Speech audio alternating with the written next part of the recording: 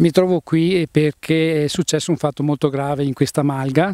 In seguito a un evento meteorologico di ieri mattina, un fulmine ha colpito un gruppo di animali, mucche di questa malga, e purtroppo sono morte di folgorazione mentre erano al pascolo.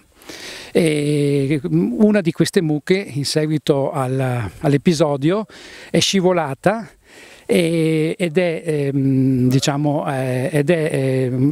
precipitata lungo il pendio per 200-300 metri ed è finita in un canalone. C'è stato il recupero poco fa di questa mucca.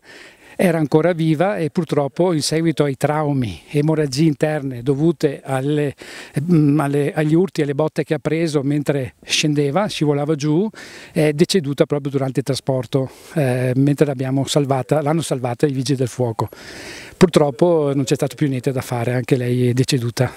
Quindi un totale di 5 mucche morte in seguito appunto all'episodio di folgorazione da fulmine. Ieri mattina abbiamo sentito questo temporale che è arrivato all'improvviso. Hanno fatto 3 scarichi di fulmini, dopo verso le 9:30 siamo usciti per vedere gli animali e abbiamo trovato queste bestie giù nella valle fulminate dal fulmine. E il recupero è stato difficile? Difficile sì, perché quei vigili del fuoco hanno valutato come fare, però era brutto tempo e hanno eseguito il lavoro questa mattina. Portando su quella ferita, però è morta anche quella, e le altre adesso nel pomeriggio le recupereranno per portarle via. Quante mucche hai? Nella malga qua ne ho 110 in tutto, sono tutte qua al pascolo, sono sempre a rischio.